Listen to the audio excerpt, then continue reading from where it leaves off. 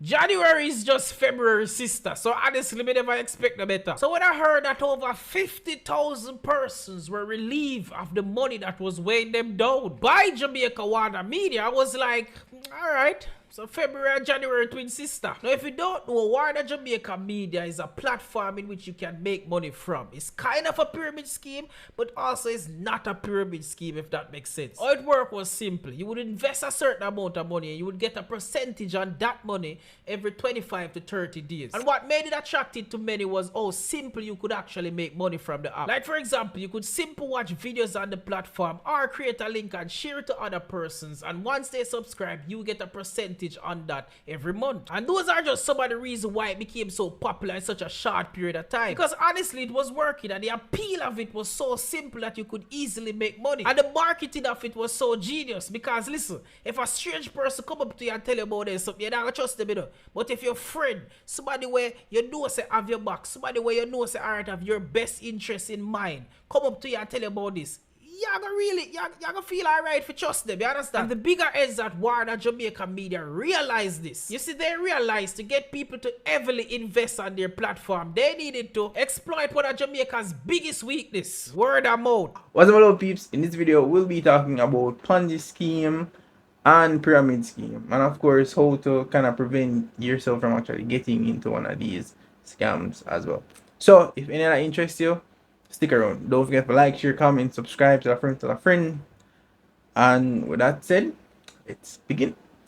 The newest Ponzi scheme that rocked over 50,000 Jamaicans is Warner Media Limited. And who is Warner Media? Essentially, based on my research and what I've seen, is that Warner Media essentially portrayed themselves as a easy way to get money quick. As long as you have an internet connection and a phone, you're basically set. And how they propose you made money would be that you would watch videos that would help to drive traffic for celebrities and influencers. And also you can share the link with your friends and they can actually, help you make money once they watch the video, which was simply enough.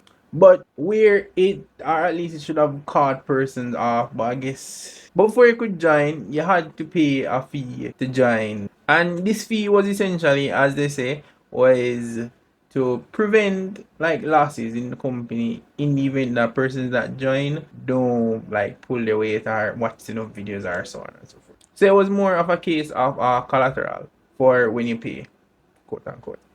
And this payment scheme also had tiers. So essentially, the more money you paid would be the more videos you got to watch, the more responsibilities you got. But at the end of the day, you end up get more money or more payout.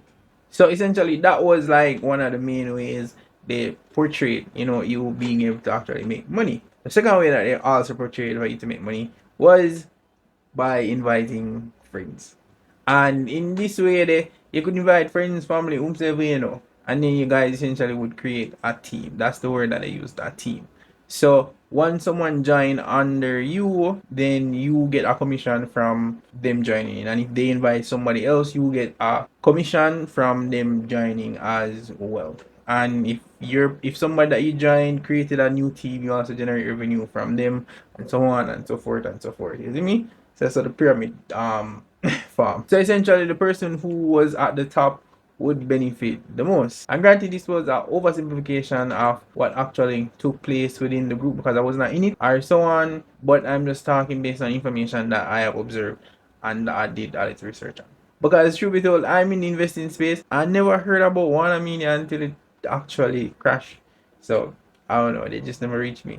Note that the FSC, which is Financial Service Commission, is looking into the matter. So if anybody have any information, you can actually reach out to them and get information. Also comment like if we get anywhere off it wrong or if there was additional stuff, if you're a part of it or anybody that was a part of it. It would really help like spread the knowledge or So now we understand Warner Media, or at least understood the idea that was behind Warner Media. What is actually a Ponzi scheme? And bear in mind that the term Ponzi scheme came from one man action. We're just gonna get a little story, and I don't know if you're gonna like it, but going down some. So I'm gonna get a history on what is actually a Ponzi scheme. Charles Ponzi, an Italian immigrant, gained notoriety from his money-making scheme during the 1920s. His enticing promise to clients was a 50% profit within 45 days or 100% profit within 90 days.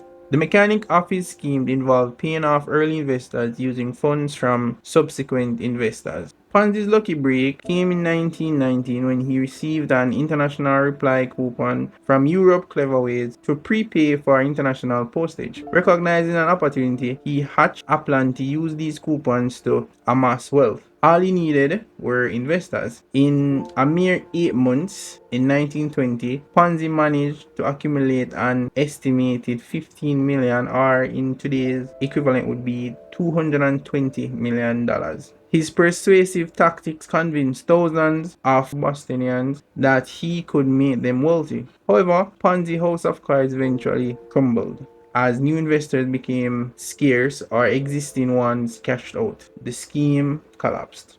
Sadly, most investors lost a significant portion or all of their invested funds. Ponzi faced legal consequences, serving time in prison for mail fraud. He passed away in a charity hospital in Rio de Janeiro on January 18, 1949, leaving behind a mere $75 to cover his expenses. And ever since, the word Ponzi scheme has been notorious for investment scam. The term Ponzi scheme or pyramid scheme essentially is denoted as any form of investment scam that takes place, where money from fresh investors is used to pay off earlier investors, creating an illusion that is a profitable enterprise. And Ponzi is just someone paying and doing the same thing. Pyramid is just one person have to get two, and in two get three, and four get five, and so on and so forth and so forth, creating a pyramid. Alright, so in a nutshell, a Ponzi scheme essentially is a form of investment scam that requires new investors to be continuously be added in order to pay out earlier investors, creating the fake illusion that, well, it's a profitable enterprise. So how do we actually spot like a Ponzi scheme? And there are several characteristics that you can say would be associated with a Ponzi scheme, and I just going like list them. So the first thing is guaranteed high returns with little risk. Guaranteed is the it's just a high return with little risk. Normally investors are promising, yo, just give me this and make a bag of money. No worry, no, you know, you lose nothing, nothing. You see me? Just this, and I check back now XYZ time. Another one that is famous is like consistent returns regardless of market conditions. This means they must say, no worry, the housing market crash, no worry, we are getting money same way. Stock market crash, no worry. People homeless, poverty line gone up. Yeah. Another one is, well, probably should be common sense, but it's an unregistered business. As in unregistered investment. You know, normally when things are like unregistered or so, you normally have like small groups like Instagram groups or WhatsApp groups or Telegram groups where everybody are talk about the profit they make and this and that and related, and even the like admins and the persons who are managing investments in the group as well, which is like weird. And the last two are like sensitive and complex ways how to make money. You can make money this way, then you have to add this tier, next tier, all sort of something in order for like the investment. So anytime it's complicated, high chances a scam. And also when you're supposed to receive your money, it's fine. They're showing you the money on screen or whatever, you know. But if you can actually physically withdraw the cash and go spend it, then we're likely in a Ponzi scheme. And the thing is, trust me, get it.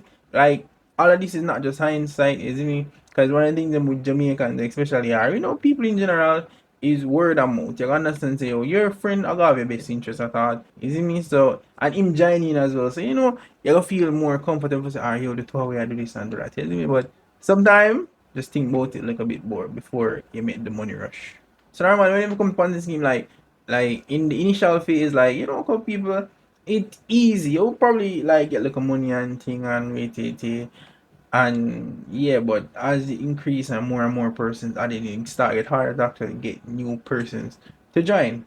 So that is the issue. As I hope so when actually understand what is now upon this game. So now for like show you like some actual legit investments. You know what I mean? Because some people probably want to get an investment and know probably some people might fear it, but here are some actual investments. So A few, they have stocks and ETFs and mutual funds. Essentially, just these are long-term investments. You can use them plan for like your retirement and them some there. Yeah, real estate. You can buy real estate or you can buy into real estate funds, which essentially just allows you to get into the real estate market at a cheaper price than buy an entire house. You also have high yielding savings accounts and CDs, which I think CDs are for the rich, but a high yielding savings account definitely. You also have workplace investments like pensions and them some there you can save towards, which is essentially some form of investment. Yeah, investments. You also have like index fund or mutual funds, which essentially is like having an aggregator stocks with different criteria. So it can be like a stock of just real estate or just growth stocks or junior market stock or stable stocks. Whatever is in that pool they can invest in. Similar to like the S&P 500. Plus, all of these investment vehicles have to have some form of insurance and has to be registered. They have some form of legal body that is monitoring these investments on behalf of the individuals that are actually participating in these form of investment. And if you're actually interested in opening an investment account, here are a list of companies that are registered with the Jamaica Stock Exchange. I'll just put it up on screen. And if it's some form of cash you guys want, like from investment, then you can consider becoming a dividend investor, where essentially you just invest in particular companies and they pay you out a cash payment at particular intervals at a time. It can be 4 times for the year, or 2 times for the year, or 1 time for the year, and sometimes none. Say, and the truth is, when most people try to say is investing is really boring, like genuine investments, but essentially when you're investing in actual companies, and it take time for profit to be made and earnings to be reported and so on and so forth. So as an investor or a person that is interested in investing, especially when it comes to stocks, it's a boring venture. Granted, if you have a company that is always in the news, whether good or bad, it helps. But for most times, especially when all the news for bad, stay away from it. Say. Last thing, if it's still even there at the end of the video, is have a stock course if you're interested in it. Learn how to invest from start to beginning, understand the stock market, open up a broker account, all the way to analyzing stocks and something there. Yeah. So I'll leave a link in the description for it. And yeah. So this is it for this video. And of course, don't forget to like, share, comment, subscribe, tell a friend, tell a friend. Of course, love you guys, and catch you next video. Peace.